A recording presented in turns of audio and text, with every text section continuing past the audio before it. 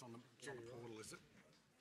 The notes. I think we got an email about them, and I've got them. Oh, did we? They seem to fall over a couple of days after the rain. All right, good evening, everyone, and welcome to tonight's council meeting.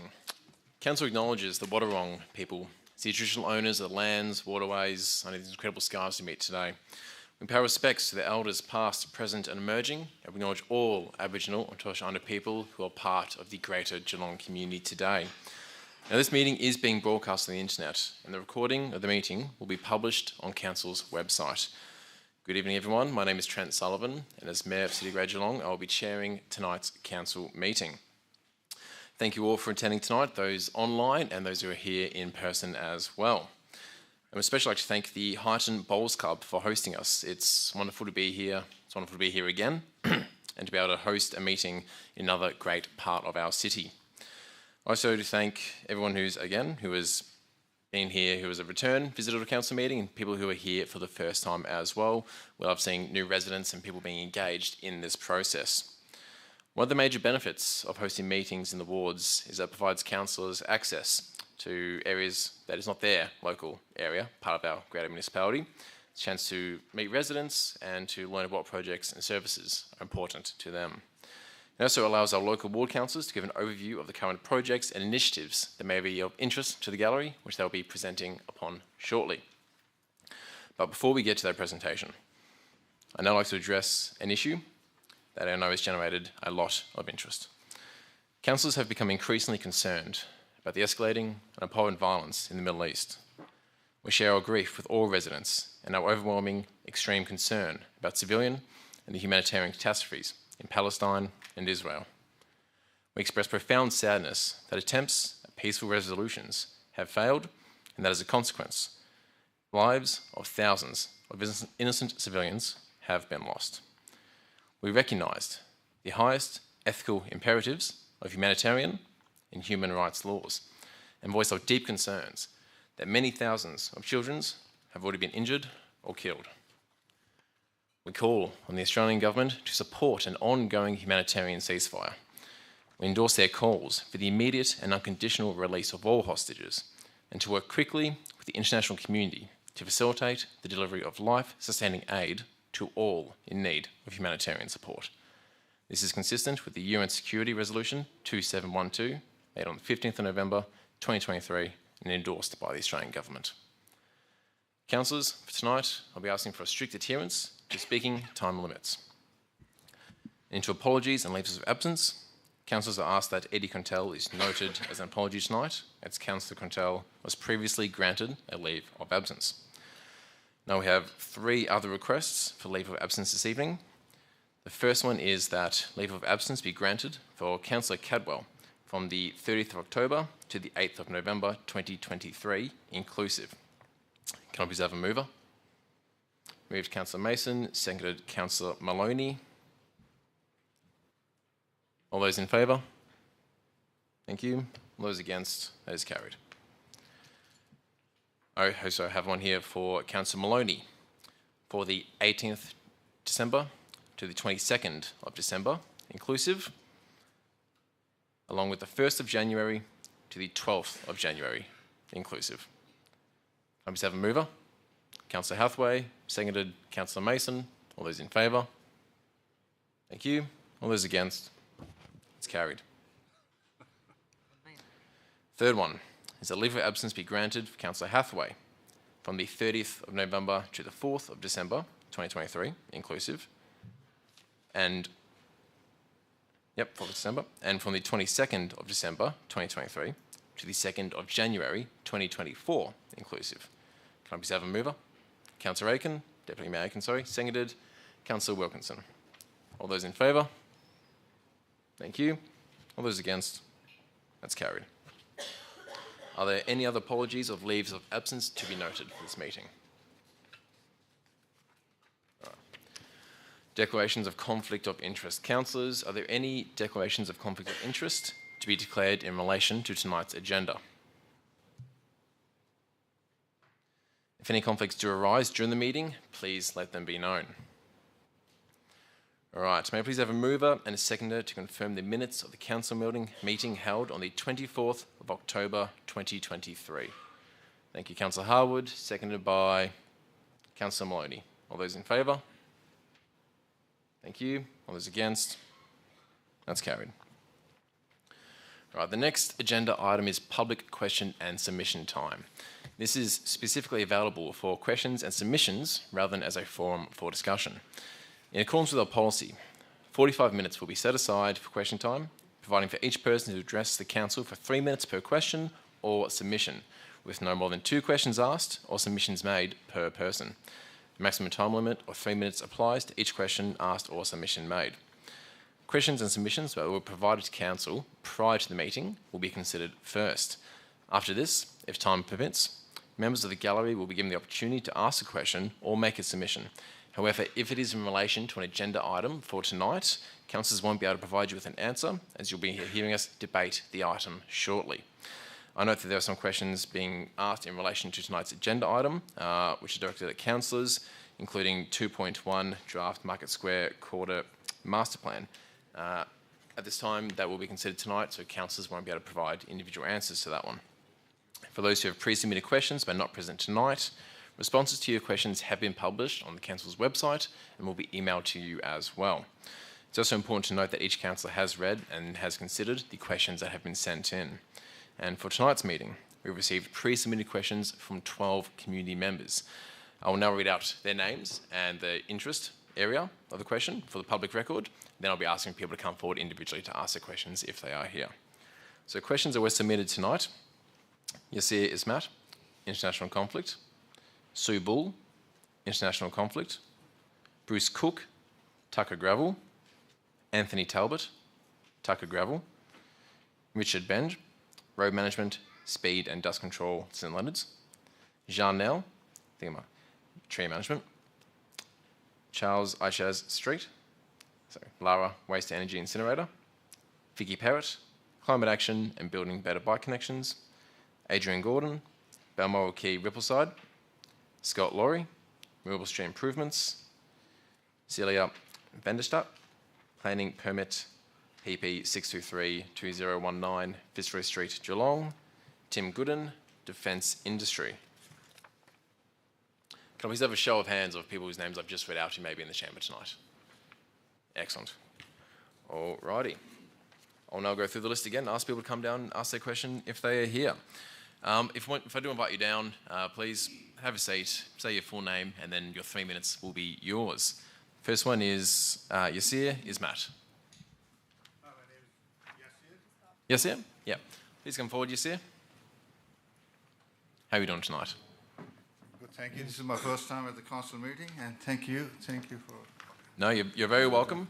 We don't bite, so please just ask your question. Your 3 minutes will be yours. Nah, that's all right. My question is in regards to Palestine and the issue of Palestine and the council's position on Palestine. I've noticed other councils in Victoria, they have called for the ceasefire, and what I heard from here in Geelong councils that twice the motion has been blocked, so the council doesn't even want to talk about this. I'm also aware that the council has lit up the whole Ukraine war, which is fine, and I'm happy about that, taking the stand on that, and I thank you for doing that. But I expect the council to do the same as well for the people of Palestine, because Palestine has been occupied over 75 years, and there's thousands of lives have been lost. So we want council to show some understanding, some sort of respect and sensitivity towards the people of Palestine. We have a local Palestinian community here, and we also have a large number of Muslim community, and the lone Muslim as well, who are passionate about the Palestinian cause. So, yeah. No, thank you, Yasir. Appreciate you coming and saying your statement.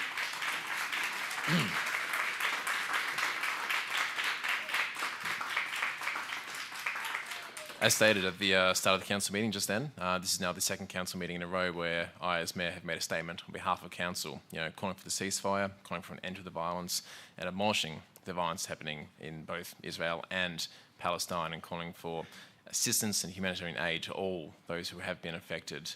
That is our current stance. So I make the statement as Mayor. I make that statement on behalf of the City of Great Geelong. No worries. Thank you so much. Thank you, sir. Thank you. Thank you. That's not calling for a ceasefire. So, I believe the next one I have up is Sue Bull.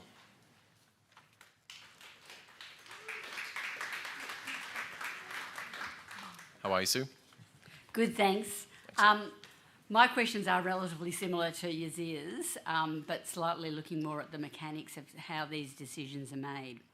So my first question is, was the decision City of Greater Geelong made to light up City Hall in Ukrainian flag colours after the Russian invasion different to the way the Mayor has decided to make a statement on the Israel-Gaza conflict tonight? Yep. So the decision to light up City Hall was made based on state government direction and then in consultation with councillors. The decision to align also with the federal government's initiative of lighting up iconic buildings as a sign of solidarity to the Ukrainian community.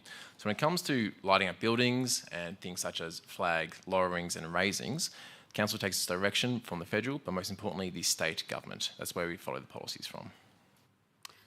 Thank you.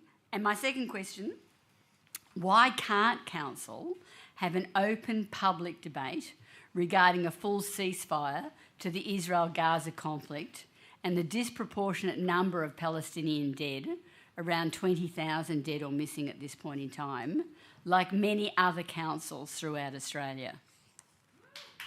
Thank you for the question again, Prue. My statement at the beginning of the council meeting still stands, saying our position on what we do abhor and what we endorse and call upon the Australian government to make actions in. Disappointing. Thank you. Thank you all. I'll call on Bruce Cook.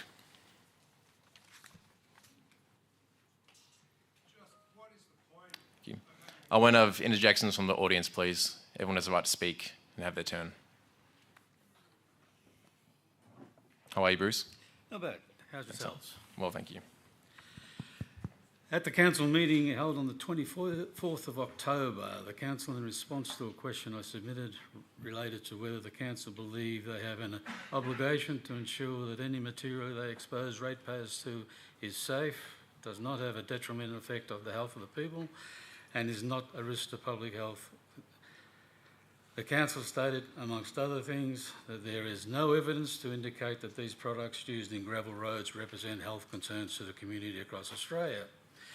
My question, therefore, is, I assume from this response that the council does not believe that they have an obligation to ensure that any material they expose ratepayers to is safe and does not have a detrimental effect on the health of the people, and that the council has not undertaken any testing of the Tucker gravel to verify that it does or will not have any detrimental effects on the health of the people.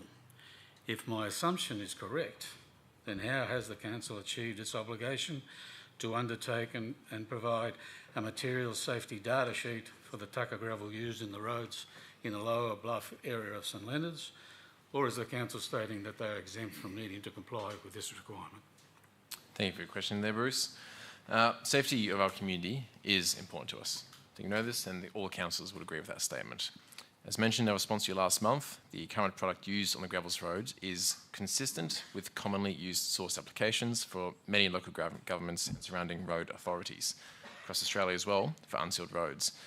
There's no evidence in anything that comes out of this that suggests that gravel road products present any health concerns to residents. Our quarry contract specifies the characteristics required for our gravel road products in line with the Australian Road Research Board specifications. Geotechnical analysis via an accredited NATA testing facility confirmed that Tucker's product complies with those specifications. Is that detail going to be provided to people in the St Leonards area? If we can provide that one, we certainly will. Thank you, Bruce.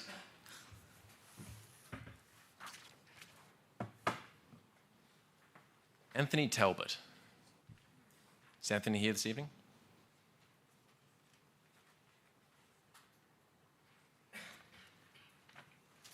Richard Benge?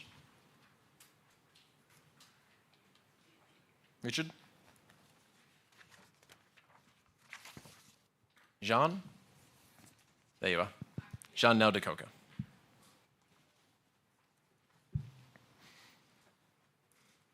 Good evening, Mayor. How are you, Jean? And councillors. I'm fine, thank you. Just to clarify, this is not a question. Submission? The council website does not allow a separate procedure for submission. I did receive a call from council and from a very helpful staff member, clarified and confirmed that I do not require a response. It is a submission. More than welcome to it. Thank you. So for your convenience, I've emailed a copy of the submission with all the links that provides evidence, research, motivates the statements, but for brevity, I'll just talk to the headings. Now, my submission deals with 3 elements. First of all, with each one of you as a councillor. Secondly, a bigger picture of the world we live in. And thirdly, more specifically about Geelong. So, starting with you as individual councillors. Section 9 of the Local Government Act determines, and I'm quite sure you know this, but good to have a regular reminder, that you must also promote economic, social, environmental sustainability, and the Act emphasises promoting responses to climate change. Now, against that, let's look at the world, the reality we live in. We live in a climate crisis, an emergency, undisputedly. There's no doubt. And if you check your email and the submission I sent you, there are several scientific reports. In the words of Antonio Guterres, the era of global boiling has arrived. We know that climate change impacts health and the economy, that heat is a killer. We need urgent action. Heat kills more people in Australia than any other natural event. We also know that trees play a significant role in responding to climate change as heat and flood mitigation. We know that mature trees in particular is extremely important. We cannot plant our way out of this. Mature trees are crucial. We also know, and Sebastian Fauch is a researcher in Sydney, that the real killer of urban canopy is on private land. Third thing, in a nutshell, because you all know this, let's talk about Geelong. 2021, we've come to the council with a submission, a petition actually, with 1,696 signatures that we picked up in about 2 months. That petition said, please adopt tree protection, appropriate tree protection. And let's be clear, it didn't say forget about housing, because it's not an either-or equation. I do apologise, Jean. You're a little bit over 3 minutes. Yes. If you can just wrap it up for me, it'd be great. I'll wrap up. Thank you. So, we're here. No tree register. You've changed the public, the management, the tree management policy from general to public, which shrinks the scope significantly. You've committed to provide a report by 30 June. It is now December, no report. Now, if I may finish, I just want to quote from a legal representative in Arc Townhouse versus Greater Geelong. And he said, if the council believes this urban island effect, then the council has the tools available to address that crisis. But it hasn't done that. And I'm literally quoting, this is from the notes. If there's an urban heat island effect council, get off your proverbial and do something about it. That's exactly what he said. No. You've got Thank you very much, John. You've got a number of tools. So I just want to finish and say, with the greatest respect, absolute greatest respect, when are you going to get off your proverbial? Thank you, John.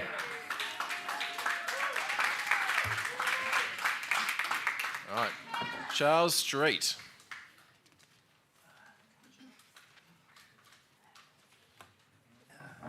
How about you, Charles? Good, thank you. Good evening, Mayor and Oh. councillors. My question relates to the big incinerator proposal for Lara, where I live. So we've examined that incinerator proposal and sent a copy of our report to the CEO as a separate document. Our analysis suggests, I hope it arrived, our analysis suggests that the proposal is not compatible with 13 of 15 of the Council's declared sustainability policy elements. Would Council please confirm that the Lara Big Incinerator proposal is compatible with the City's sustainability policies or otherwise? Thank you for the question, Charles. In matters of complicated planning matters like this, I'll go to Acting Director of Planning and Design. Thank you, Mr. Mayor. And thank you, Charles, for your question and analysis. The Climate Change Response Plan and Waste and Resource Recovery Strategy are key policies for Council. These policies guide how we operate as an organisation and where we invest our resources. These policies are not directly related to decision-making on permit applications. Permit decisions are based on state legislation, such as the State Environment Protection Policy, Climate Change Act and the Greater Geelong Planning Scheme. The City has an adopted community emissions reduction target of zero emissions by 2035. The proposed facility will produce emissions and avoid emissions at the same time. The assessment as submitted by the proponent to the EPA states that the facility would result in an overall reduction in Victoria's greenhouse gas emissions by approximately 315,000 tonnes of CO2 per annum. Understanding the detailed assumptions going into this analysis and balancing the competing policy objectives for minimising emissions and providing long-term waste management will be important for the Victorian Government in making the decision in the application. Thank you. We'll not have jeering at anyone, especially officers who are city employees during this time, okay? We'll show respect to everybody who speaks, asking questions and answering them. Charles, I believe you have a second question, sir. Yes. If the Council determines that the Lara Big Incinerator proposal is not compatible with any one or more of the Council's sustainability policy elements, that is a serious matter. If so, will Council now take the responsible step of writing to the Environment Minister and the Planning Minister to inform them of the facts regarding any actual or potential incompatibility between the Lara Big Incinerator proposal and Council's sustainability policies? Thank you, Charles. Go to Acting Director again. Thank you again, Charles. The State Environment Protection Policy, Climate Change Act and the Greater Geelong Planning Scheme, as I detailed before, are the critical legislation relevant to the decision by the Victorian Government. Council has already written to the Minister for Planning as part of the process. Thank you, Charles. Thank you. Appreciate it. I think Vicky Perrott. good. Yeah. How are you, Vicky? I'm good, thank you, Mayor, and evening councillors. Roads, rates and rubbish. You have to form a position on the Lara incinerator. Thank you. We believe your position. Yeah. My question is, the first question is in relation to climate action. And I'm returning to a question I asked 6 months ago. According to the latest UN IPCC climate report AR6, there is a rapidly closing window of opportunity to secure a livable and sustainable future for all. The choices we make this decade will have impacts now and for thousands of years. 2 weeks ago, Ironbark Sustainability released their updated emissions profiles for all Australian municipalities, federal electorates and states. This free data is updated annually and it's designed to help authorities to identify emission sources and to plan effective reduction strategies. The 4-year trend data shows that Greater Geelong's emissions are basically static at around 4 million tonnes per annum. The city is not on track to reach its goal of net zero by 2035. Without a collaborative, practical roadmap to net zero, the community has little confidence that our emissions will decline fast enough to mitigate runaway climate change. The latest snapshot reports now include for the first time fugitive emissions, which are those created during the extraction, transmission or processing of fossil fuels. In 2021-22, the fugitive emissions in Greater Geelong were 879,000 tonnes of CO2 equivalents. They account for 22% of the city's emissions. So my question is, does the city know which businesses are responsible for these fugitive emissions? And in framing future budgets, will council fulfil its commitment to lead and support the community to take real climate action and allocate more resources to climate action and establish a broad-based stakeholder advisory panel to develop a net zero implementation roadmap? Thank you for your question, Vicky. So you're quite correct, fugitive emissions have been included in the snapshot tool this year, and the emissions have been retrospectively added into reporting. The city does not collect this data on individual businesses, however. We are engaging with large industries to limit their emissions, and large emitting businesses in the city also have their own climate strategies, targets and action plans, and we're working on reducing their emissions in accordance with these strategies. The city is also in discussions with emission data service providers about additional regional emissions data to help inform emission reduction programs, so we can have some more targeted data going forwards. The city is implementing the Environment Strategy and Climate Change Response Plan with the partners in the region to reduce the emissions and climate-related risks. As you know, we've been part of the establishment of the Barwon Southwest Climate Alliance, which will provide with a whole region approach to collaborate to achieve a net zero emissions region. The city has also recently established, as you would know, the Climate Change Partnership Grants that also facilitate collaborations with organisations and the community to lower emissions. But you have a second question? I do have a second question, and that relates to how our city and towns can become more livable, more people-focused and less car-dependent. The G21 transport strategy shows that by 2041, Greater Geelong car trips, any type of car trips, whether it's to school or whether it's to work, will increase 5-fold in time on 2016 levels if we continue with business as usual. I was present in the chamber last November when council decided not to award the contract for stage 2 of the Building Better Bike Connection Southern Link. This was a huge disappointment given the extent of community consultation that had occurred and the support of the quiet majority for the planned route.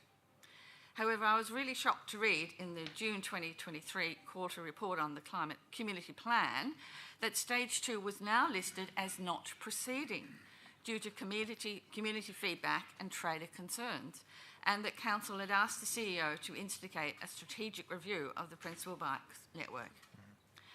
The Building Better Bikes Connection website still states the city is using a $6.69 million grant from the TAC's Safer Pedestrian and Cyclist Fund to create 2 new major cycling routes to make it easier for everyone to ride. So my question is, when will council update its web page to inform the community that stage 2 of the Southern Link has been abandoned? How much of that $6.69 million grant had to be returned to the TAC? And when will council get serious about promoting active travel? And when will the strategic review of this principal bike network be made public? Thank you for the question, Vicky. So, as you know, the Building Better Bike Connections project has delivered already the Western Link and the Stage 1 parts of the project. In November 2022, Council resolved not to award the tender for Stage 2 of the Southern Bike Link. That was from the Bun River to Warren Ponds. This limited the scope of the TAC-funded project to Stage 1, for which the $4 million was originally received. The grant funding allocated for the Southern Link Stage 2 was not claimed from the TAC. Officers have noted the updated webpage referencing to the original project details, and we will have this removed. The Principal Bike Network review will commence in 2024, and this will inform the preparation of the integrated transport strategy for the city. Thank you. Right, is Adrian Gordon here this evening?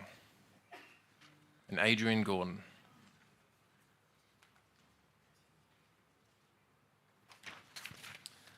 Scott Laurie? Scott Laurie.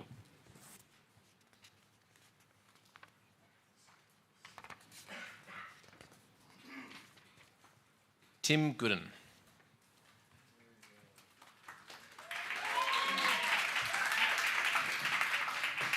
How are you, Tim? Thank you, Mayor. Councillors, good to see you again. Brothers and sisters.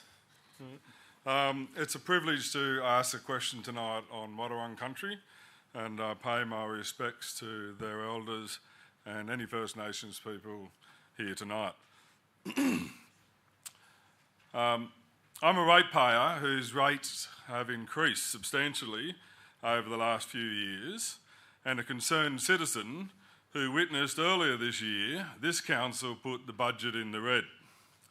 I would like to know how much money, subsidies or in-kind support this council has provided to businesses related to the defence industry.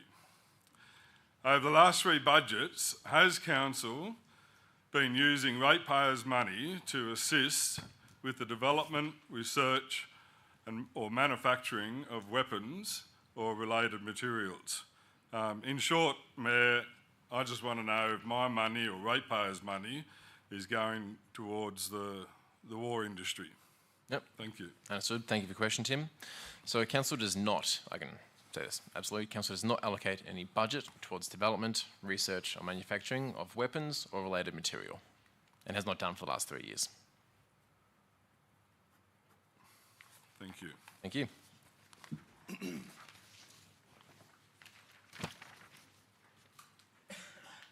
All right. Celia Vanderstadt.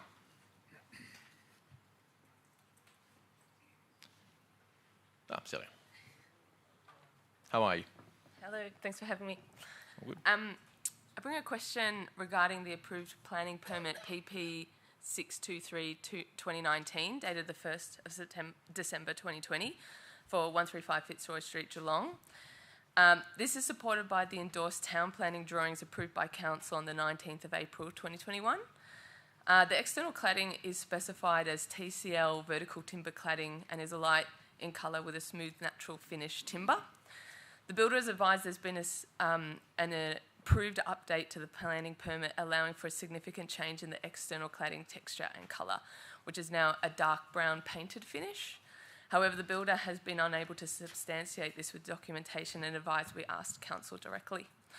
The initial concerns regarding this site, formerly known as the Big Shed, and its aesthetic is of concern to the local community, and issues regarding the heritage overlay were first raised to Council on the 14th of April 2020 in relation to this specific development.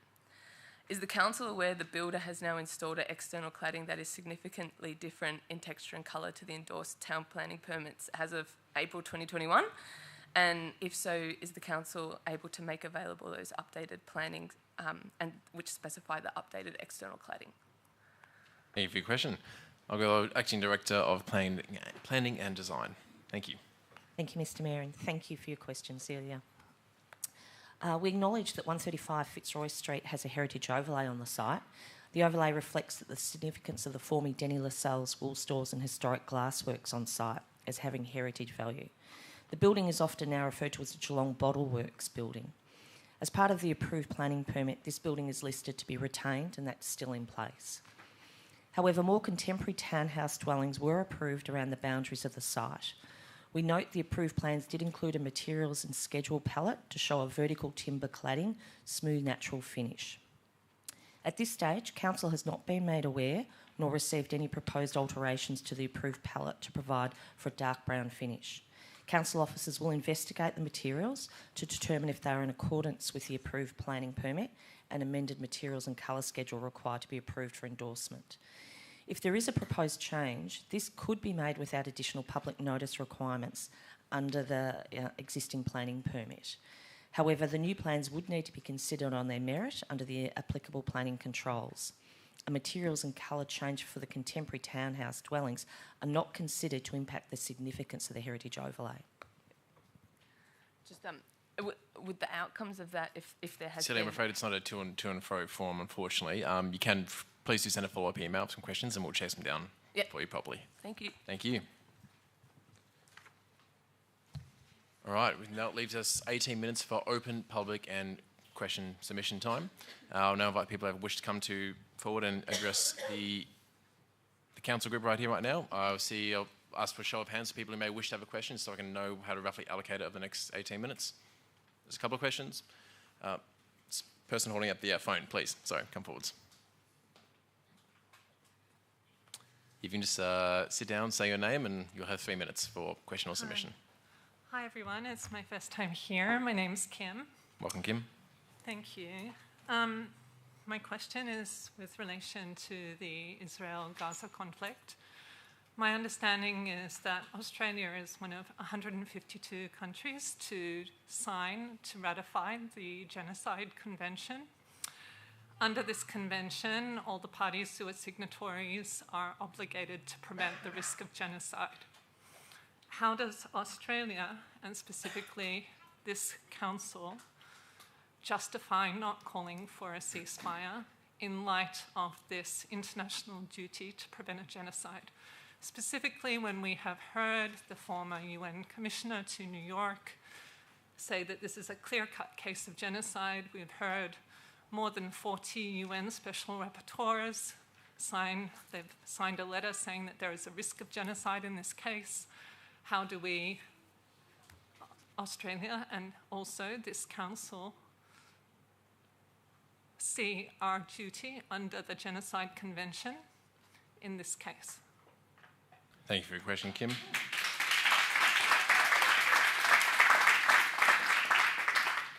Again, as you would have heard at the start of the meeting, my opening statement was that we do call upon the Australian government to support an ongoing humanitarian ceasefire, to endorse their call for the immediate unconditional releases of all hostages, and to work quickly with the international community to facilitate the delivery of life-sustaining aid to all in need of humanitarian support. This is consistent with the messaging I said at the last council meeting, publicly made comments which have been out there in the public and accessible to all, and again backed up by the comments we have today. So we do call upon the Australian government. I can't speak on behalf of them, but we do call upon them to intervene.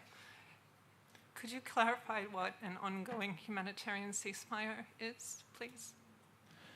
How do you define that? In my own terms, a permanent ceasefire. Permanent ceasefire. Yeah, a ceasefire is what I would ask them to do, and ongoing. Okay. That's all my questions. Thank you. Thank you.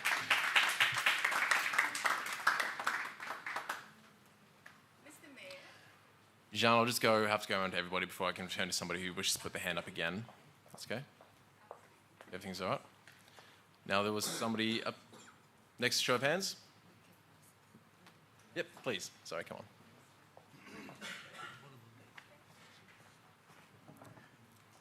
Hello, my name's Anita.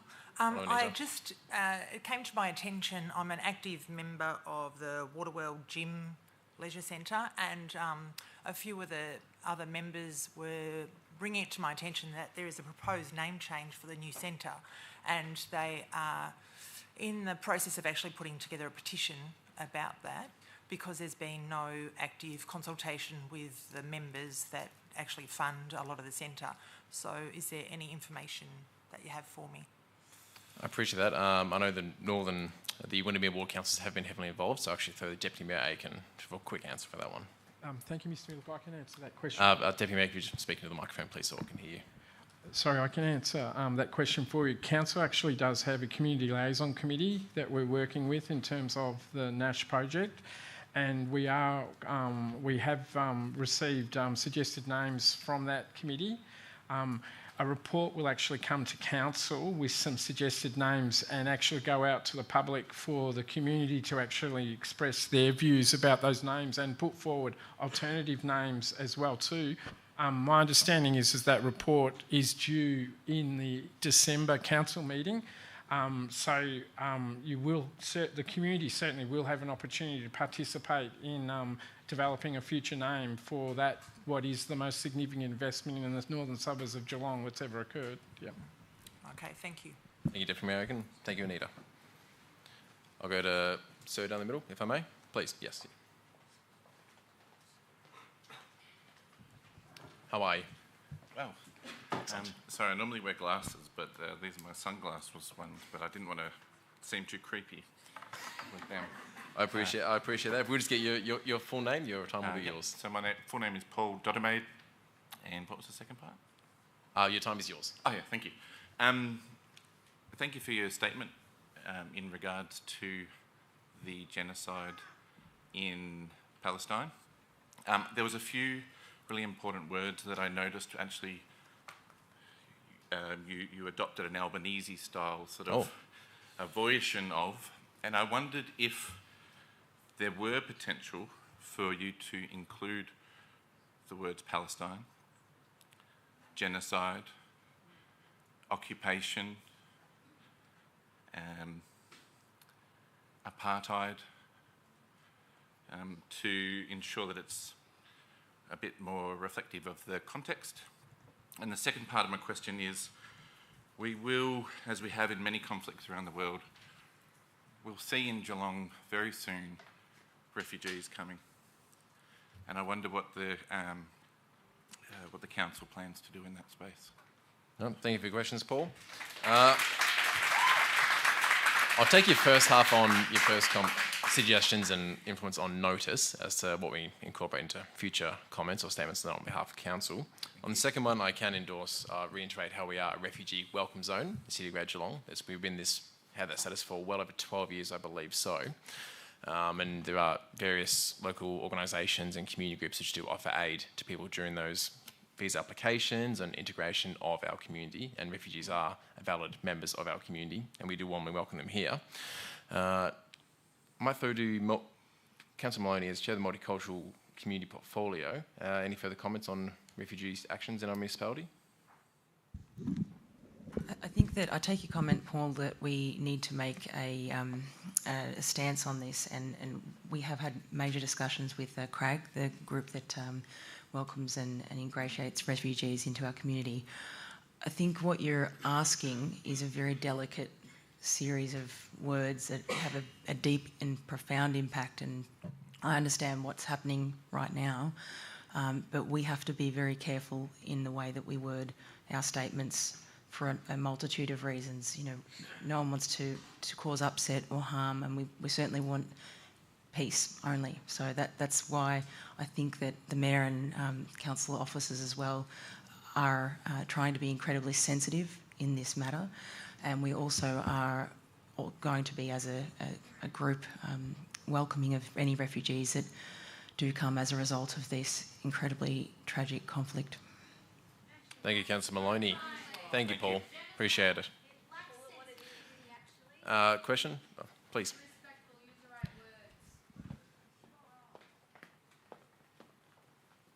How are you? My name is Noor Al Asafi, or Noor Al Azafi to you guys.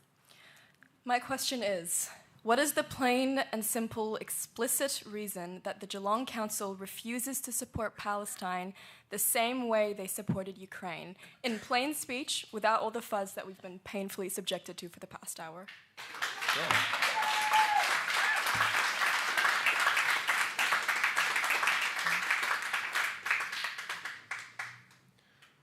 The difference between right now and what happened with the lighting up of city monuments and lights and whatnot in regards to the Ukrainian conflict was the fact that we had direction from the federal and state governments.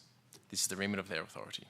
Our statement in regards to the Palestinian and Israeli conflict is as I've stated. They're the words that I stand by and represent the council with. Shit answer. Thank you. And going forwards, everybody wishes to come and ask a public answer or ask a submission, they're more than welcome to abide by our public question time policies, which do refrain from inappropriate language and respect of all in the chamber. Does anybody wish to make some more? Sorry, what was that, sir? Inappropriate language. We will have people removed from the chamber. We wish to have order here and ask people who have civil questions. There are people here who want to ask reasonable questions. We won't be going forwards. Jean, do you wish to ask another question?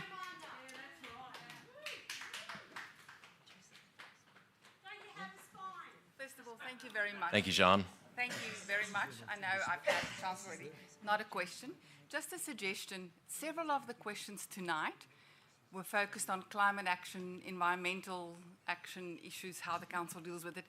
And many of the people here experience great frustration in that it's not a discussion.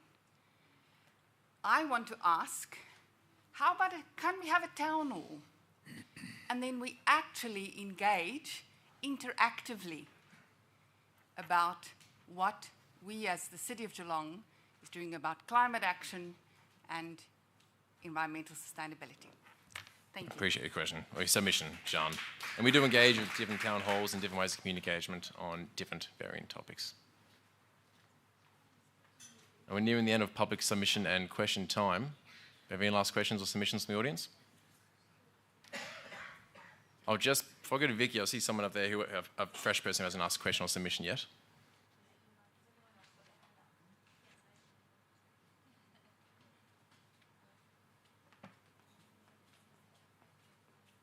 Good evening. Good evening, Mr. Mayor and everyone. My name is Stephanie. I have more of a request from all of you.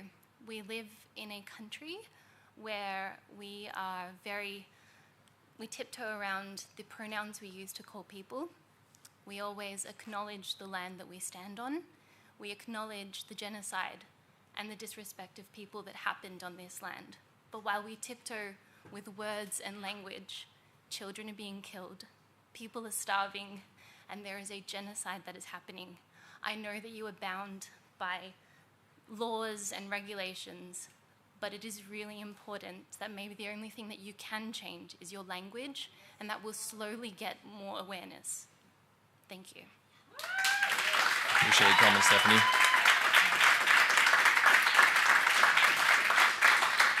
We've got time for one more, so we'll call upon Vicky Perrott to come down again. Just be moral. Thank you, Vicky. Be human. Thank you. I'll take you back to your core business because I would like to ask a question about rubbish. Now, I know, and we contributed to your waste and resource recovery plan, and I know it's the state government and the EPA that are going to make decisions in relation to the incinerator, but council has to make a decision about whether they want to use it in the future. And I urge you to go through the formal process of forming a position about whether or not you believe in waste-to-energy incineration and get the expert briefings and have the community consultations and go through that process, because whether or not you use that incinerator is something that you will need to form a position on, and the size of that incinerator is humongous, and only 10% would be your rubbish. So that's my question to council is, will you go through a formal process of forming a position about whether you want to incinerate household waste in Geelong? Yeah, I can answer that one for you, Vicky, and we appreciate your passion on this topic. The city does have a comprehensive policy and future strategic plans around our landfill rubbish. At the moment, that's the future direction are with projects that we're doing in collaboration with other municipalities. None of it to date involves incineration of rubbish. So none of our planned rubbish strategy in the future involve any plans of direction towards incineration. So we can say that you don't support incineration in that case? It's not involved. It's not involved in our strategy, and we don't plan on including it. Okay, wonderful. Thank you, Vicky. Thank you. All right, thank you, everybody. That brings to an end of our public question and submission time.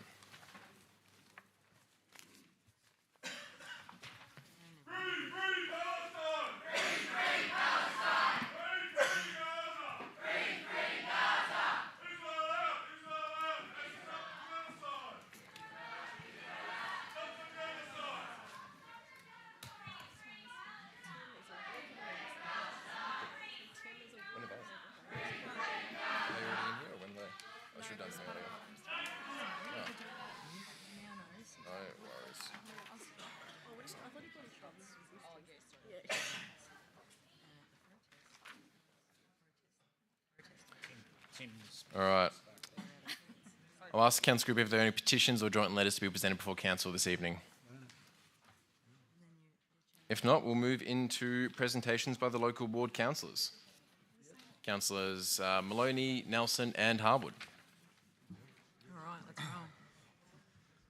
Go, Ron. I'll just wait till they go. Give them a show, Ron.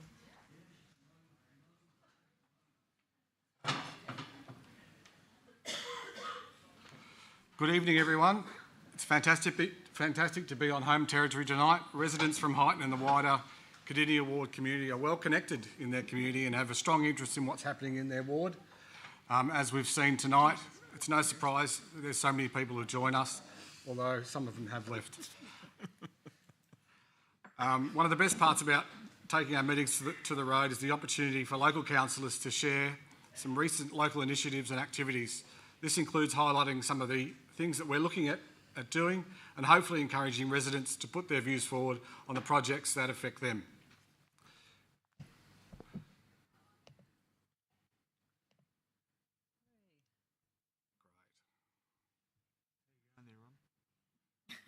Computer issues, councillor.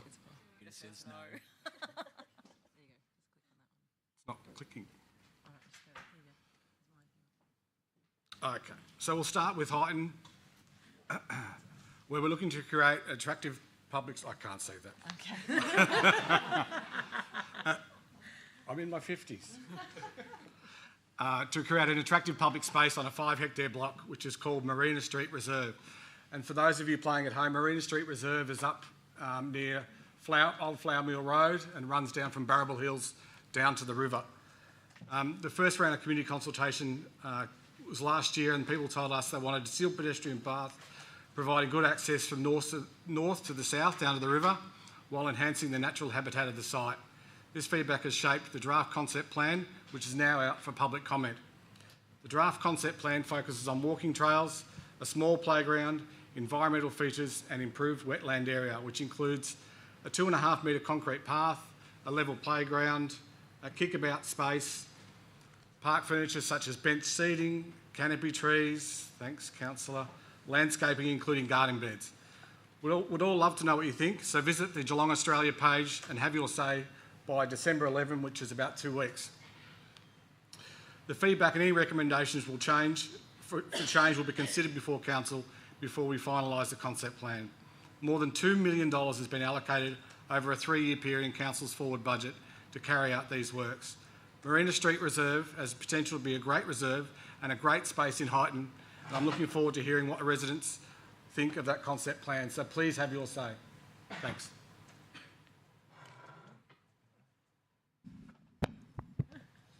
Evening. I'm going to just very briefly chat on arguably the highest used fun park in the Geelong region, which is the Bowen Valley Fun Park down on Balba Road, which has been a family favourite for decades now. It's receiving it's looking to get an upgrade, along with also another very popular area in Rippleside. Council's committing about $200,000 towards these upgrades, so it'll be a multitude of items that will be done in relation to the upgrade, but importantly, we're looking for, again, community feedback on what you think of the plans, what you might like to also see in addition to the existing infrastructure down there. So again, it's back to the yoursay.geelongaustralia.com.au, and feedback's been taken by council to, again, hear from the community to hear exactly what you would like to see down there, and hopefully we're close to that. Again, these are two really highly used, highly popular areas already, and we'd like to keep them up to date with the equipment, so we'd like to hear your feedback. Thank you on that one. You're up, Linda. Oh, Ron's back. Thank you, Councillor Harwood. Moving down to Geelong's biggest growth area is Armstrong Creek. There's a couple of major capital works projects in Armstrong Creek that I'm going to talk about tonight. The first being Powell-Bunyal Community Hub, which has been operating since July this year. This $13 million hub on Unity Drive in Mount Dunedin is the first that the city has been engaged with Melly to run. With a network of over 29 kindergartens, Melly is expertly placed to offer a strong start for young children and their families. Powell-Bunyal was officially opened by Council and the State Government last week. Alongside the kinder, childcare and early years family services, this hub will be a fantastic meeting and event spaces. And I was talking to the local member down there last week when we opened it, and he said that the kinder is already full. So it's great to see that this space is well used. Council has had the pleasure of being involved to celebrate the most important holiday in India's calendar, Diwali, earlier this month. And I was joined by a few councillors, Councillor Cabwell, the Mayor, and Councillor Maloney, and Councillor Wilkinson were there as well. I think that was it. That was all of us. Yep. So that was a great event, and that celebrates the Festival of Light. And Poa Banua will continue to be a great asset in the community and is helping to create a healthier and more connected community.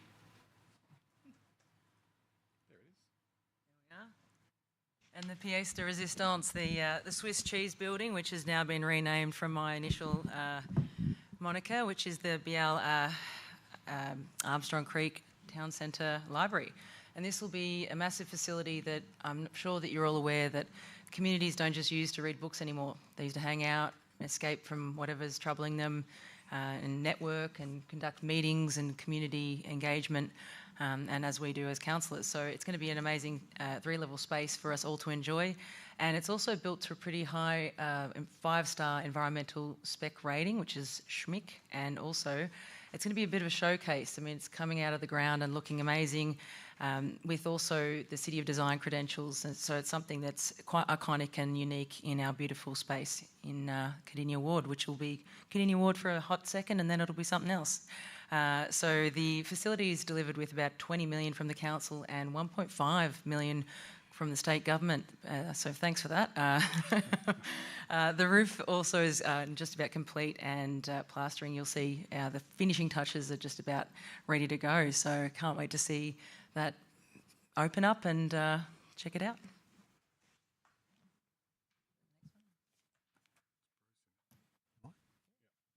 We're off to Marshall for the precinct structure plan, which again is one of the, I guess, the prime growth areas out in the Armstrong Creek area, with Marshall being one of the major precincts, one of the more established precincts out there. So they're expecting to host more than 1,500 homes out there, which again just, I guess, demonstrates the high popularity of not just the region of Geelong, but certain parts of Geelong. And that will continue. Obviously, population growth plays the major factor there, but also the fact that this particular council in the region provides such high quality facilities and communities and just, I guess, desirable places to actually live and raise your family. So this is a hugely popular area. It has the potential to hold, as I said, to host more than 1,500 homes, and which will house around about 4,000 residents. So we'll see the continued growth in the area. The key features will include the high use of public transport and the increased activity around the Marshall train station, with often on and off road connections, which obviously the connectivity of any region is critical, and we're seeing that being upgraded down in that area. So that will be well received. Given this will require a planning scheme amendment, there'll be an exhibition period and further opportunity again for the public to provide comment as to what exactly the end product may look like. But because at the end of the day, we can't stop the demand for growth, and we have to create those the areas and the facilities accordingly. So that's what this structure plan is about. Thank you. Awesome. The place that haunts my memories. So if you put your scooter into neutral and rolled it down from the Marshall precinct plan, you'd arrive in the wonderful Warn Ponds skate park, where I proved that I am not the world's greatest skater, and that the mayor can do a pretty good job. So nice one. Unfortunately, I'll never get on one of those again. Our wonderful Warn Ponds skate park facility is looking schmick with the $1.94 million upgrade, and this has created one of the best sporting precincts around, so come on down. The Leisure Link's not too far away, the baseball centre, the BMX track, it's kind of no excuse for getting out and about, and also there's a lot to see and do for the young ones who want to have a go and trial. There's future upgrades planned as well for skate parks and recreational spaces, and council is dedicated to moving in that area. I think coming out of the pandemic, we have realised that we need to get people active and moving in and about. And there's also a short survey on the Have Your Say page for what we should do with these recreational spaces that allow us to move and groove in Detroit Rock City. Also, these surveys that are on our website help us to shape what we do and what we decide as a council law group, because we need your opinion and feedback to do or not do something, and we really sincerely appreciate from the bottom of our hearts, and we do have hearts even though we're politicians, so really do appreciate any feedback that we get, because it helps us to decide what's in and what's out of our next budget, which is the best time of the year for all of us. Thanks. Bring it on home, Ron. Thanks. We're always looking to improve our road network. It is working. There are two major road projects underway and about to start in the new year. The first is Sugar Gum Drive in Warm Ponds. It's a $2.2 million project from the government's Roads to Recovery program. It's up on Oakwood Drive and Rossack Drive. So apologies for all the roadworks that's been going on up there. I know the roundabout up at Hams Road is also creating a bit of an issue, so I do apologise and thank you for your patience. The other one is down in Grovedale, down near the IGA. That's on the intersection of Marshalltown Road and Bailey Street. That roundabout is a really busy area. I've had to put some upgrades there for the local residents to make sure that cars go in and out of that intersection safely and slowly. So we've created raised pavements, which are also called wombat crossings. Well, I've never seen any wombats down in Grovedale. I have seen kangaroos in Highton. So these projects are planned to take effect from 3 January to 25 January next year, and we thank you for your patience during this time. There's also an intersection of Barnett Boulevard and Boundary Road, Mount Dunedin. It will link pedestrians with an existing path on the north side of Barnett Boulevard, including to the train station at Warm Ponds, which is getting massive patronage, so we really like that. That is all we've got for tonight. There's obviously plenty of happening in the Community Award, so if you'd like to have your say, please either contact any of us or go on the Geelong Australia website. Thanks. Excellent. Thank you very much to the Cardinia Ward Councillors. All right, councillors, and we move into section 2 reports, but first we need a note from our CEO. Through the Mayor, to note the withdrawal of Report 5.3 2023 AFLW Series Geelong-based activity, confidential. Thank you.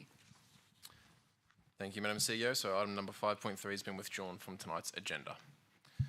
Moving on with section 2 reports. The first item on our agenda is the draft Market Square Quarter Master Plan. That moved by Councillor Murray, seconded by Councillor Mason. Councillor Murray.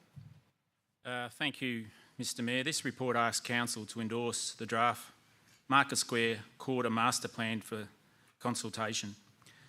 So I see this as a unique opportunity to seek public opinions, views and what has been presented. The people of Geelong have been screaming from the rooftops for years now, fix the Mel, fix Market Square. And this report attempts to address this. So I want to thank the officers who have worked on this in an attempt to prompt some action or response from the owners of Market Square. The plan could see the much maligned Market Square precinct transformed into an area boasting a hotel, apartments and public forecourt, as well as a retail and entertainment complex. Perhaps we could finally find an area we could call the heart of Geelong. Components of the preferred option could see a north-south pedestrian Eat Street with outdoor dining, a new plaza off Mallop Street, an adaptable central open space to support outdoor events and markets, a 5 to 12-storey development above sleeve podium parking with the potential to include a fresh food market, street planning improvements along Moorabool and Yarra Streets, and the conversion of Union Street to slow traffic speeds with more greenery planted. This aligns strongly with the Central Geelong framework. The draft was shaped by extensive consultation with residents and visitors, landowners and occupiers, the Wadawurrung Traditional Owners, Aboriginal Corporation and the Department of Transport and Planning. The city's Have Your Say page received nearly 8,500 views from 3,341 visitors.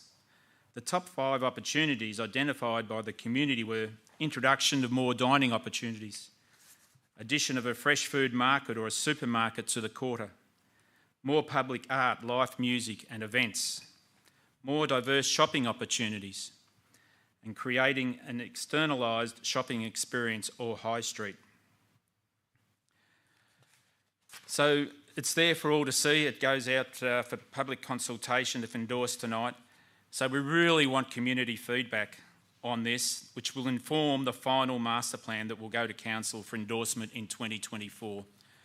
So this is your opportunity. There's plenty of people want to have their say on social media platforms about this. That's fine, but now is the opportunity to have your say on the council website in relation to this master plan. Thank you, Mr. Mayor. Thank you, Councillor Murray. Councillor Mason. Thank you, Mayor Sullivan. And to continue on from what Councillor Murray has said, it's in fact 3 options to consider. And it's really part of the purpose of this is to glean as much public opinion, as much public aspiration as possible. There's nothing binding in this at this stage. We're trying to find out as much as we can from the community as well to develop our plan. And it's really important to note, I think Councillor Murray's already said, that in my words, I say the vitality and economic vitality of this area is in decline. Everybody knows that. Shop tenancies and patrons are actually voting with their feet. One of the interesting aspects of one of the proposals is the upgrading of the bus exchange and only allowing public transport and taxis in Mirrabul Street between Mallop and Ryrie. So there are many elements of this proposal which are really important that we've got to keep going forward. After we've finished consulting with the community, we can firm up our plans. And in fact, as has already been said, there's been really already quite broad-based consultation, which has involved landowners, tenants, and government departments. And I'd like to point out that Market Square is actually the square between Mallop Street and Ryrie Street. It's quite a large area: Mallop, Ryrie, Yarra and Mirrabul. And there are a number of landowners and tenants in that area, not just one. And we've worked with very many, and indeed we've even been engaging with the owners' representatives of one owner that's been quite difficult to engage with, but now we have quite good engagement with his representatives. I urge acceptance of this motion. Thank you, Councillor Mason. Any other councillors wish to speak? Deputy Mayor Aiken. Thank you very much, Mr. Mayor. Look, in the past, I actually probably would have supported something like this when it was brought before council. And I actually don't support a master plan design because I actually think it's the wrong approach to what we actually need for the CBD of Geelong associated with the Market Square area. The reality is that we actually need a solution now to the Market Square shopping centre. We don't need one in 10 years' time, we don't need one in 20 years' time, we don't need one in 30 years' time. The limited amount of funds that we have now for us to actually influence what's happening in the CBD should be targeted towards an activation plan for the Market Square shopping centre, not a master plan design. And the reason history suggests to me that every 30 years we have new urban designers in Geelong that come up with a new set of plans for that particular part of Geelong. In the late 70s, early 80s, when the Market Square was built, essentially the urban designers actually said you need to close the mall. And the mall was closed and there was no traffic that went through the mall, and a Market Square shopping centre was actually built. We move ahead then about 25 years later, and another plan was put before council from the urban designers, and they actually said you need to open up Mount Street and the mall, and you need to activate the area by having the mall opened up again with a roadway put in. And we did that because that actually was what we were told. And then 25, 30 years hence, we're being told now we've got to close the roads, we've got to make it passive areas. And in fact, what I've lost confidence in is that every 30 years we come up with a new design. And the issue is what we need here is an activation plan and a relationship with the most significant stakeholder. And the most significant stakeholder is actually the Davinsky nominee group. I was actually part of the council in March 1996 that actually sold the Market Square to the Da Vinci Group, and they have owned that facility since that particular time. And it saddens me to actually read every single day the demise of that shopping centre and no intention of actually changing what's happening there. And this, unfortunately, I do not have any confidence that this report and design actually will address any of those issues. The reality is the limited amount of money that we have, I believe we should be inviting the Davinsky owners to Geelong. We should be inviting them to actually come and talk to them about they need to activate that significant investment that is impacting on the health, well-being and activation of what is essentially the heart of Geelong. If they're not prepared to come, I actually believe we should be sending a delegation to them and actually talking to them to say, well, what do you wish to do with your investment, because it is hurting Geelong and is hurting our future investments. And then we actually, if we don't succeed in actually inviting them or sending a delegation, we have to look at our regulatory responsibilities that we have. And the reality is, I actually believe we should be looking at a special rates and charges scheme. We should be looking at every regulated opportunity that we have as a council to actually put pressure on that owner to actually do what Geelong wants. And that's actually where we need to be putting our focus and attention, not on urban design every 30 years and coming up with a new plan. We need to actually take responsibility and actually try and work with the owners. If they're not prepared to work with us and actually have their responsibilities that everyone in Geelong is asking them to have, we need to use our regulatory requirements to do it. And I strongly would support introduction of special rates and charges that actually puts pressure on the owners of the Market Square Shopping Centre. And for that reason, I'm not prepared to put out a document that is actually just another 30-year plan focused on design. It actually should be focused on the activation of the Market Square Shopping Centre, Mr Mayor. Thank you, Deputy Mayor Aiken. Councillor Harwood. Thank you, Mr Mayor. I have a slightly different view insofar as putting the master plan out there and giving the opportunity for the community to give us feedback. I think we're going to get some surprises, is my expectation, that we can take, if we don't change, don't expect change. So if we want to go big box and continue that kind of mentality through there, so be it. I just think there's an opportunity here for the community and sections of the community to come forward with something really unexpected and quite different. And I think that's what we'll see in the process. And I think there'll be some surprise from the community potentially, and I think there'll be a very quick acceptance of what may come forward. I just think if we just do the same, we'll get the same. I don't think waving a big stick at the owners is going to take us anywhere. Certainly hasn't worked in the past, so I don't see any value in that. But I do think it's time for change in what we might see in that particular space. Thank you. Thank you, Councillor Harwood. Councillor Maloney. Thank you, Mayor Sullivan, and thank you, other councillors, for commenting. I think that there's a bit of an elephant in the room, and that elephant is the element that is brought in by the transportation issue, where it is, position where it is, in confluence with security measures. I've been witness to multitudes of events, to say the least, unsightly and awful ones, and in fact I've seen a criminal event in there. And I think it is unfair to point the stick at the owners.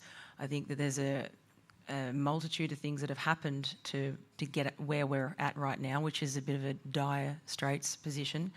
I really commend the officers for having a crack at producing what looks like to be a lively way to invigorate the central Geelong. People feel scared to go there. They've told me multiple times, and I don't, but I don't know why. I feel like there's going to be a change, and I hope that we can bring it. I think there's a real great opportunity for us as a council and for council officers to throw their opinions and thoughts in, to look at the way that we can use the levers that we have. Rather than increasing rates and charges, perhaps we could give incentives to businesses, beautify the ways that people get to their businesses, plus also incentivise people to come out and about. I know a lot of people have become homebodies in the last few years, and maybe antisocial people who stay at home on the weekends and don't do much. So perhaps there's a mechanism that we can activate and use our marketing nous and bring our community along for the journey. But I don't think that this is a one-trick show. I think there's got to be the Department of Transport have a lot to answer for as far as making that space safe, and also really questioning as to whether or not that is the optimal place for those buses to be using, when it could be a walk street like Burke Street or an eat street or something to that effect. We are very much bound as a council group by the restrictions placed there. So I think that we could possibly manoeuvre some way and encourage, put the carrot rather than the stick towards the Central Geelong uplifting, which I can't wait to see and advocate, and I might get T-shirts made up. Thanks. Thank you, Councillor Maloney. Any councillors to comment? I'll throw back to Councillor Murray to close. Thank you, Mr. Mayor. And I just want to close with I'm quoting the editor of the Geelong Advertiser yesterday in the editorial comment, and I thank her for it. Geelong's Market Square stands as a vacant testament to missed opportunities, but a new dawn beckons. The proposed Malop Heart Master Plan offers more than a simple facelift. It's the defibrillator the square needs to return from cardiac arrest. Market Square has frustrated locals for too long. An overhaul was one of the most popular ideas in last year's Future Geelong initiative.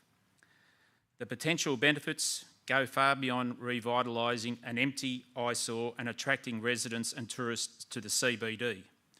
This is about rejuvenating our city's soul. It's time to embrace change, attract visitors and breathe life back into Market Square. Thank you, Mr. Mayor. Thank you, Councillor Murray. With that, I'll put to the vote. All those in favour? Thank you. All those against? The motion is carried. Before I go over to item 2, I'll actually just throw briefly to Councillor Wilkinson to have a little bit of a chat about a fantastic ornamental display we have on the bench tonight.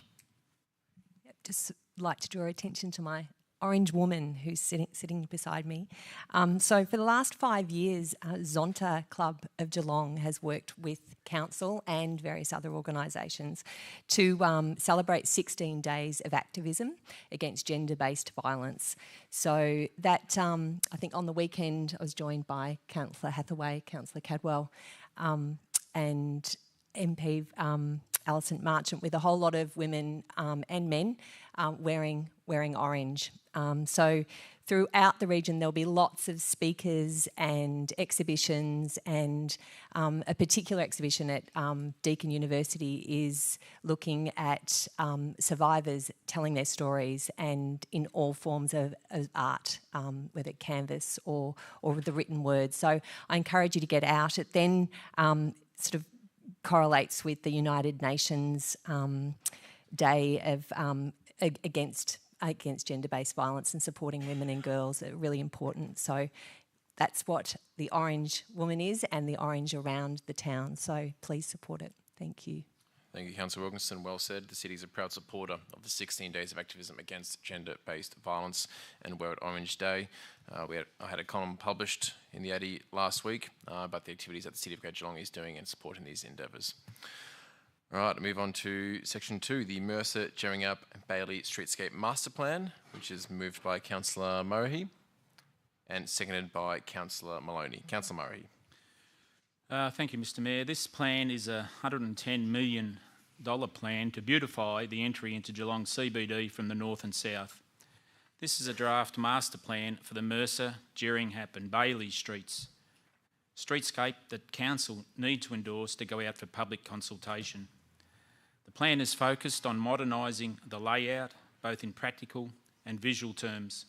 The master plan proposes to transform key streets from expansive asphalt, car-dominated environments to civilised green spaces that are safe for all users. The master plan provides a clear vision and design guidelines for these streets. Jeringhap Street would be a street lined with vegetation to create a linear park within a street corridor. Mercer Street could be transformed into a tree-lined green street, an environmental showcase for the future of Geelong.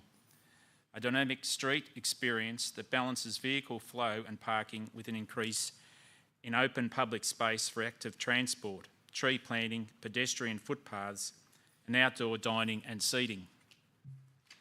This plan is the first of a series of streetscape master plans proposed in the Central Geelong Framework Plan, which was released by the state government early this year. And the community was asked 2 years ago what elements it would change to make the streets more attractive, accessible and welcoming.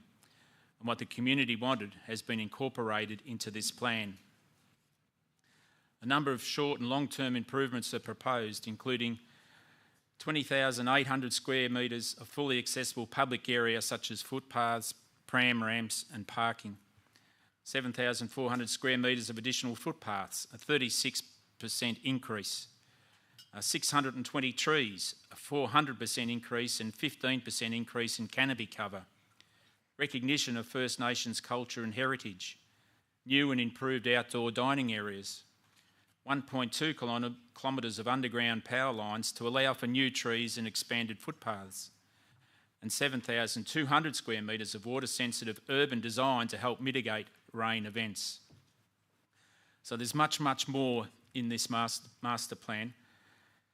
And again, it's another one to have your say. So this draft master plan, if endorsed tonight, would be available on Have Your Say Australia, the website, and be open until 5 p.m. on Tuesday, the 26th of January.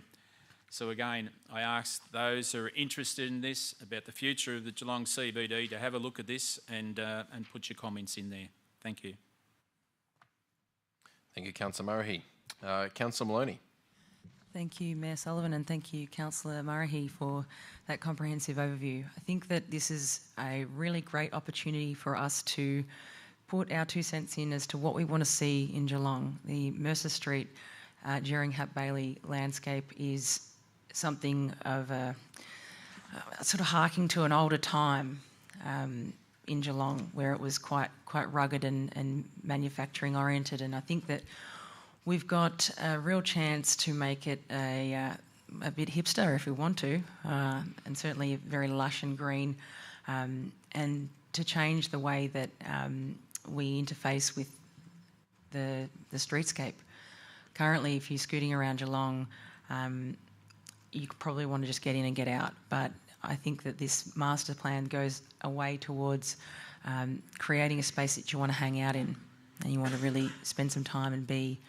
And for the local businesses, that's good because people, when they hang out, they spend a bit of money. So I think that there's real potential for everyone who wants to enjoy this space now and into the future, especially as a huge commuter way for cycling and also a place to be for accessible parking for people with kids and prams and the like.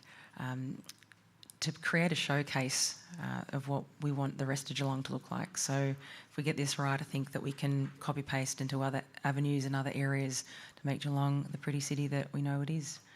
Looking forward to hearing the public consultation, which starts tomorrow, so get amongst it. Thank you. Thank you, Councillor Maloney. Councillor's comment? Deputy Mayor Aiken. Thank you very much, Mr Mayor. Look, I don't support this going out to public consultation. I actually think that there's significant more work that needs to be done on this particular master plan before it is presented to the public for consideration and input. And the reason for that is because when you design something, there's a balance between functionality and design, and what's happened is it's actually out of balance. The reality is it's focused on beautification and not on the functionality of what actually should be occurring in this precinct area. As someone who lives in the northern suburbs, you've actually got two major ways to come into Geelong. You either come via Mercer Street or you come along the waterfront. What this plan will do will actually restrict Mercer Street down to one lane. So in other words, it'll push more traffic into Ryrie Street and MacKillop Street. And it's the consequences of what this beautification work is actually going to do to the CBD.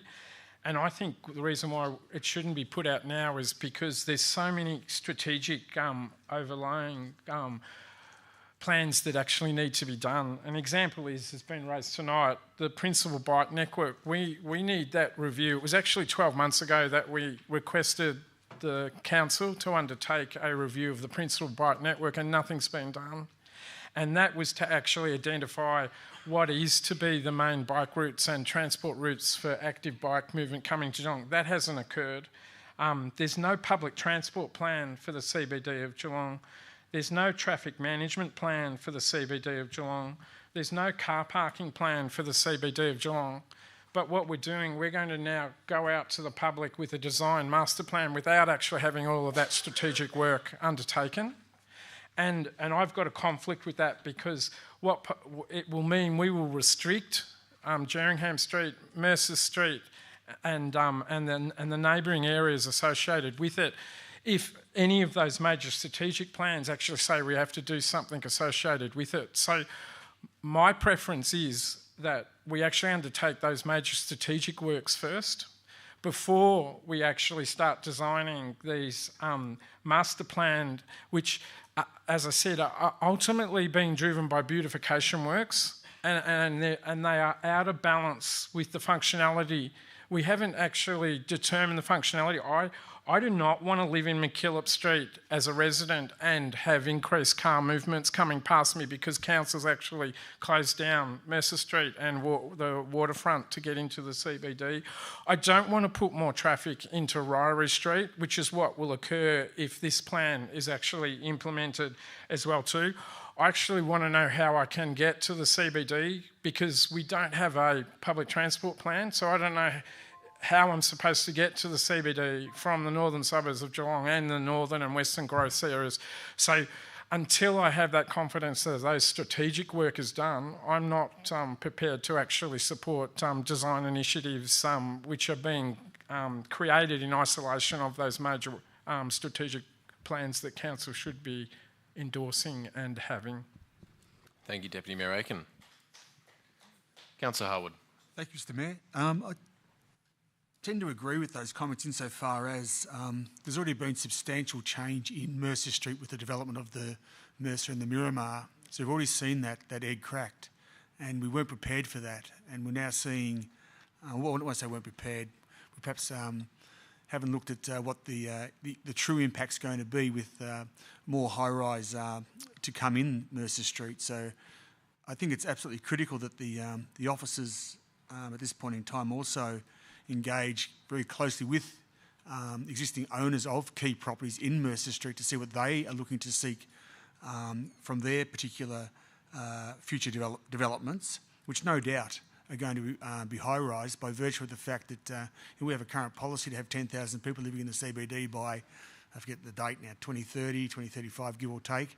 And we need 1 million square metres, roughly, to house them. So we can't do that in just the CBD. It has to go somewhere, and it will go down Mercer Street. So unless we get our planning a whole lot better in what exactly is going to be there to meet current expectations and current policy and future desires, this master plan may actually become a bit of a noose around our neck insofar as we've done the master plan, we say we're going to do this, but without actually looking at what other factors have a very powerful position over how Mercer Street and Jerningham and Bailey will actually activate. So I just make those points that I think we just need to be very cognizant of existing owners and their future plans for the area, and that they are also around the table when we're having discussions about where we're going to be, putting footpaths, bicycle paths, potential footpaths, etc. So if we go and just put it in there, then they don't match up or don't work in sync. I fear that that's going to be a bigger problem than then the other issues are going to come as well. Thank you. Thank you, Councillor Harwood. Councillor Mason. Thank you, Mayor Sullivan. On the other hand, we need to give guidance to all of those builders so that we do have some rational development. And without the guidelines of this master plan, we're not going to have rational and optimum development. We've been having this discussion for some years. The chicken and the egg, it goes on and on. I do understand some of the constraints that have been mentioned about the parking and the long-term transport. On the other hand, we have had analyses given to us from our officers and consultants that there are no major constraints in the traffic flow along Mercer Street in accordance with this particular master plan. So I say again, we do need a rational overview so that we can give guidance to future early development. Furthermore, this is still nothing binding. It's just going out for further community consultation, and it's still up to us for our final consideration. So I urge getting on with the job, getting more opinion from the community, and then giving further consideration down the line. Thank you. Thank you, Councillor Mason. There's no further councillors' comment. I'll throw back to Councillor Murray. Thank you, Mr Mayor. And thank you for those councillors who made comment in it. And I want to thank Councillor Mason. He's given me the line to finish with. We've got to get on with the job. And I think that's, what we have to do with this master plan. And he also made the point that those factors that have been spoken about and raised tonight, there's other opportunities and before it comes back before the chamber for the final time. So I urge the councillors to endorse this master plan. Thank you. Thank you, Councillor Mohi.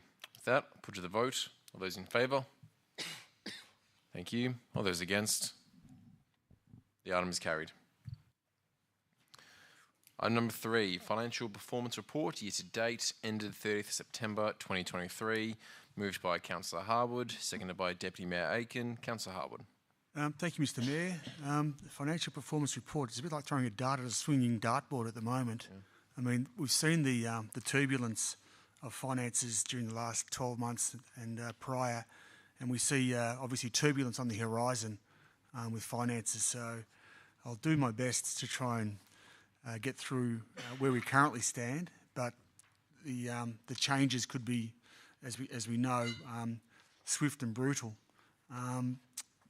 There's been there was a recurrent operating result of about a surplus of about 1.8 favourable to year-to-date budget at the moment, but this has been achieved primarily by vacancies in the organisation, which have been well documented.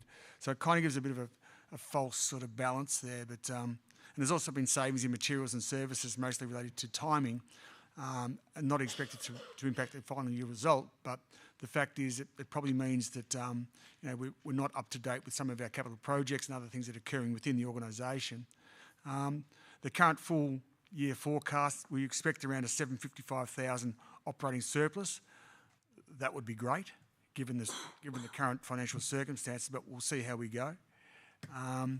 Again, we have higher than expected vacancies, which have led to savings in salaries, wages and labour, etc.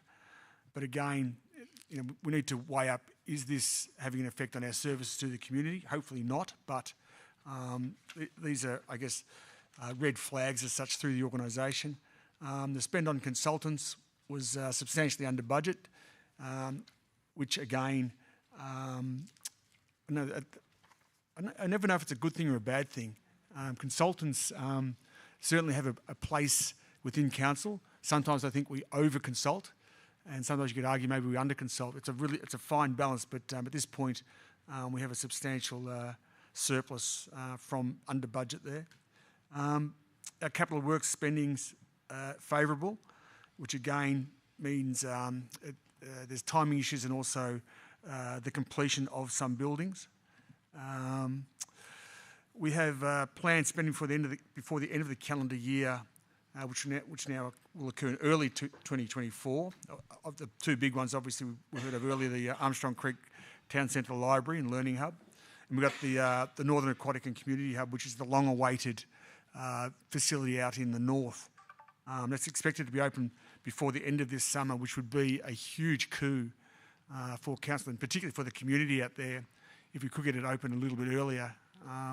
Given the, I guess, the process we've been through and the journey we've been on in first getting the funding, of which this particular council has stumped up the majority, and without wavering from the commitment that we gave to the northern community that we would build this. It's a bit of a come hell or high water, we would do it, and we are doing it with support from the state and federal government, granted, but this is really the lion's share being done by this council. I guess suffice to say also, we see the pressures continuing from outside our region, and obviously we've got a new governor of the RBA, Michelle Bullock, and who's already mooted that inflation is not one of her pets, and so I would expect an increase in interest rates in the very near future again, which is only going to put continued pressure back on all communities, in particular through the Geelong region, because we have such a fast-growing area with a lot of construction and building of new homes. The bulk being reliant on loans from financial institutions, and they're seeing the pressure of the interest rate now. So I just foreshadow that there's more pain to come in the future. So that's my shot at the swinging dartboard. Thank you, Councillor Harwood. Deputy Mayor Aiken. Thank you very much, Mr Mayor. Look, the good news about the financial report to the end of September is that our budget was pretty good. So congratulations to the team for actually putting forward a budget, because it's actually always very difficult when you're developing a budget that you have multiple variables, and it can quite quickly go off track. And the reality is this report actually shows that the council budget was actually pretty good, because essentially we are on track to meet our very minimal surplus that we projected when we adopted our budget process. So congratulations to the financial team that actually did that. The sad news and the disappointing news is that there isn't a light at the end of the tunnel. I was actually hoping that by the end of the first quarter I could start to see that there may be some financial improvement in the city, so that that $80 million worth of stalled projects could actually start coming off the shelf and actually go back out there to the community and start delivering them. What the September financial report shows us, and it's quite sobering, is that that there isn't light at the end of the tunnel. It's actually going to be an extremely hard slog for the council over the next couple of years. It does mean that those $80 million worth of projects that are paused, it's going to be really difficult for the council group to how we're going to deal with them. It's going to be difficult how we're going to deal with our upcoming budget process in terms of meeting the expectations of the community. And that's all coming out of the September financial figures that are actually presented before the council group tonight. So, as I said, good news, we've met our budget requirement. The sad news is that, unfortunately, there isn't, the finances are not turning around quick enough to be able to meet the demands that are being put on the council going forward. And it is going to be another tough budget for the council that we're starting to work on. It is going to be a tough financial environment, which we're going to continue to work on as the council group. And the finances are quite clear that it is so line ball that every decision we make, we have to actually understand could put us into deficit as a council moving forward from this point onward as well too. And that's not a good message to give to our community. It's certainly not a good message during an election year. Because next year is an election year for all the council group. But the reality is we have a financial responsibility to manage the limited resources and finances that we have within the city of Greater Geelong. We've got a budget framework which looks like it is delivering the outcomes we've said, but we are not going to be in a position to be able to respond to the challenges and additional new requirements that the community is putting forward to us, Mr Mayor. Thank you, Deputy Mayor. Well said. Councillors to comment. There's no further comments. So back to Councillor Harwood. Thank you, Mr Mayor. I also concur with the comments of support for Darren Schultz and in particular Sean Owens as well. It hasn't been an easy journey in the last 12 months or so, and Darren's been relatively new to council, but has certainly, from my perspective, provided really good, forthright and concise information and support for the councillors. Hasn't been a lot of sugarcoating, which is good. You get it pretty much as it is, and pretty much as best as can be done, what the future might look like. The future is going to be a little different. It doesn't mean we still won't be achieving things for the community. It doesn't mean that we'll stop focusing on what the best value spend for the community is. We may have to cut our cloth a little tighter in certain areas, but there'll still be opportunity to provide what the community have been really asking for and what value that's going to give for the majority as we go through the budget process. So that's where my focus will be, and we're hoping that next financial report perhaps still gives that glimmer of hope that we can get that operating surplus, and we'll see how we go. But it will be it'll be an interesting ride. Thank you, Councillor Harwood. With that to close, I'll put it all to the vote. Those in favour? Thank you. Those against? Carried. Item number 4, SRV Local Sports Infrastructure Fund. Moved Councillor Wilkinson, seconded Councillor Nelson. Councillor Wilkinson.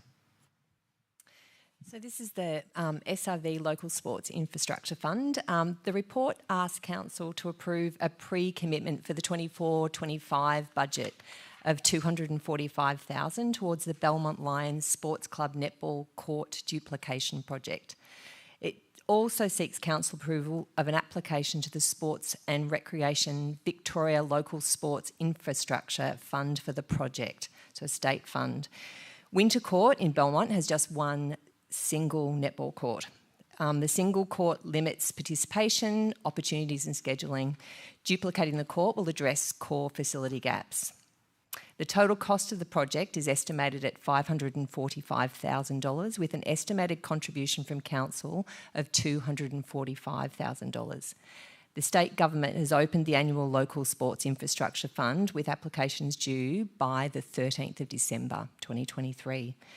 All applications require co-contributions, with SRV providing $1.50 to every $1 that comes from the local government authority.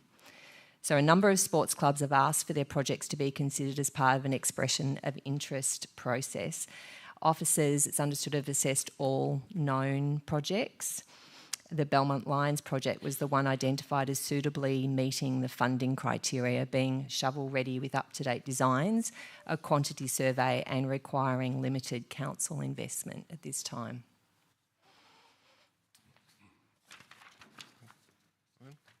Thank you, Councillor Wilkinson. Councillor Nelson. Thank you, Mr Mayor. Just to further on what Councillor Wilkinson said, this one really stacks up. The local Vice President is here tonight, Tyrrell Hill, and I thank him for his attendance. He's been working tirelessly for this club and this community on getting these projects up, working with myself and other councillors and the Mayor and the local state government member as well. And this project will provide maximum results with the smallest amount of investment from Council for the greatest amount for this club and for this community. So I fully support this project and thank Tyrrell for his advocacy for this club. Thanks. Thank you, Councillor Nelson. Any councillors to comment? Deputy Mayor Aiken. Thanks, Mr Mayor. Look, I think it is important to point out as and expand on what Councillor Wilkinson said. There was a thorough review by the officers of all the projects that actually exist within the city. We actually looked at to consider what could be put forward and would be eligible for this project. And there may have been other projects that were eligible, but they actually required significantly more capital from the council. A good example is we probably could have put up Landy Field, but then that required at least $9 million from the council if we were going to get $350,000 from the state government for this particular project. And it reflects.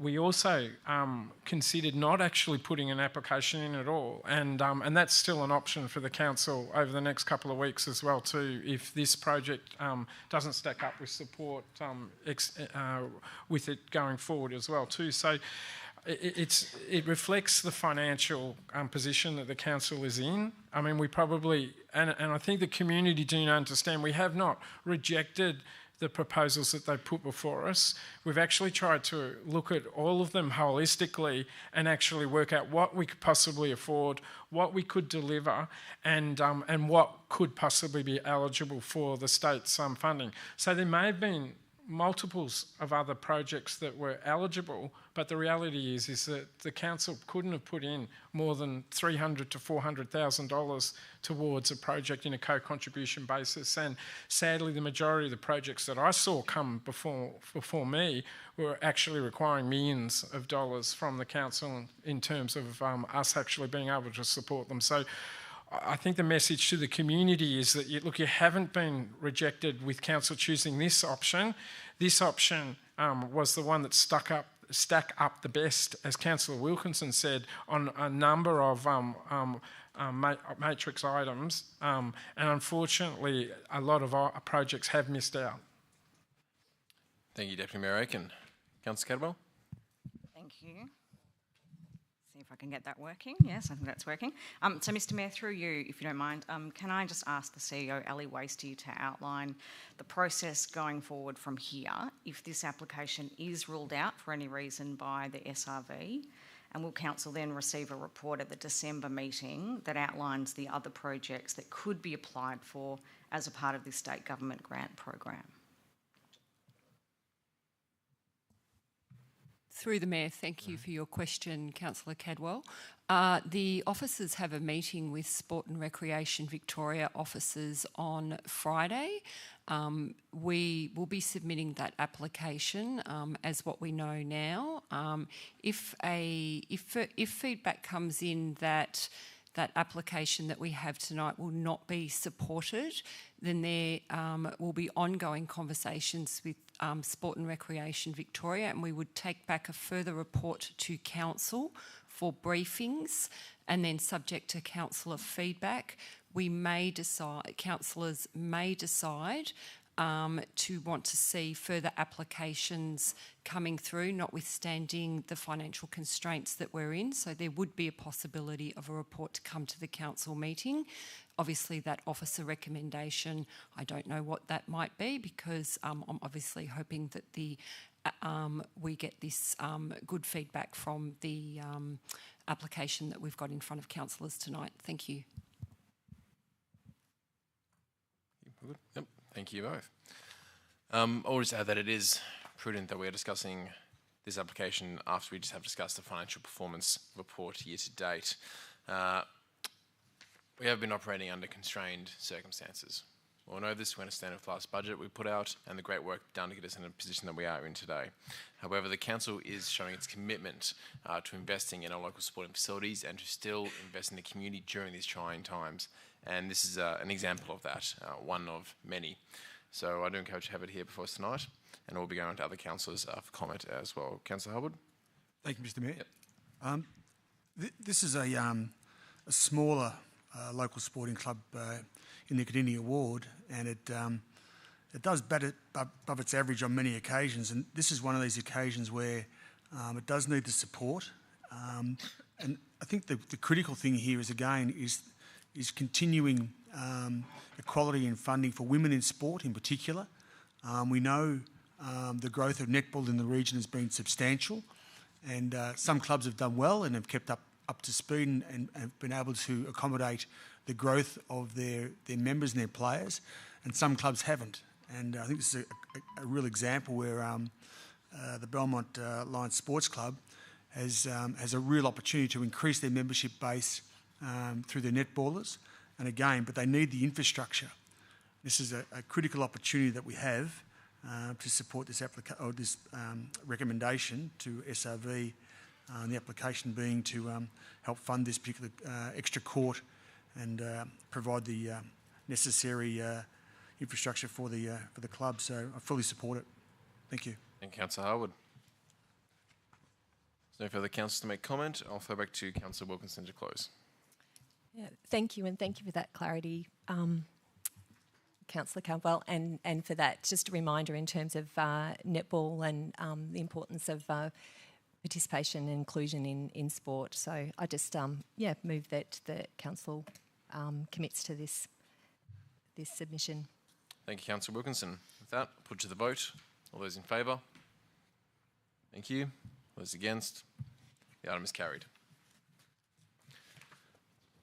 With that, I'll move onwards to item number 5, being council meeting dates for 2024. I'll move this one, seconded by Deputy Mayor Aiken. I'll generally take this one as read. It's about meeting dates for the just under 12 months ahead of us, pretty much the same on the 4th Tuesday generally. Slight change to the start time, being 6:30 p.m.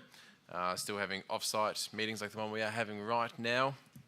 And whilst council does already engage in different types of live meetings and listening posts outside of regular council meetings like we do now, we do around the budget and community engagements, roadshows and whatnot, we'll be looking to incorporate a little bit more of that as well in the year ahead, hopefully. So there's dates and they're out there, and I'm looking forward to the meetings ahead. Deputy Mayor Aiken? Nothing further to add, Mr Mayor. Thank you. Any councillors to comment? If not, my closing remarks are as stands, and I'll put that to the vote. All those in favour? Thank you. All those against? Thank you, and I thank you for the governance team for putting that one together. Item number 6, T230070, Public Lighting Electrical Services. Attender for that. I'll have that moved by Deputy Mayor Aiken, seconded by Councillor Harwood. Deputy Mayor Aiken. Thank you very much, Mr Mayor. This is actually a tender for the provision of maintenance of lighting of our public spaces throughout the municipality. What's really fascinating when I read this report, Mr Mayor, was it's actually the first time we've had a contract out for this service. So I'm wondering if we're replacing existing services that were provided by the City of Greater Geelong staff, or whether we've actually just not contracted it, we've actually just done it under a maintenance budget requirement. So what is happening if the decision is adopted by the council tonight? There's going to be a panel of, I think it's 3 providers that will actually be able to be called upon to actually look at the public spaces area with our lighting. It does include some street lighting, but it predominantly is about a lighting of our car parks, playgrounds and open space areas throughout the City of Greater Geelong. Thank you very much, Deputy Mayor Aiken. Councillor Harwood? Nothing further to add. Thank you. Any other councillors to comment? Deputy Mayor to close? Nothing to add, Mr Mayor. Thank you. I'll put that to the vote. All those in favour? Thank you. All those against? The item is carried. Moving to section 4, record of informal meetings of councillors. Can I please have a mover and seconder to move this? Councillor Hathaway, thank you. Councillor Harwood. All those in favour? Thank you. All those against? That one is carried. Section 5, planning delegations. Can I please have a mover and seconder for planning delegations? Councillor Mason, seconded by Councillor Maloney. All those in favour?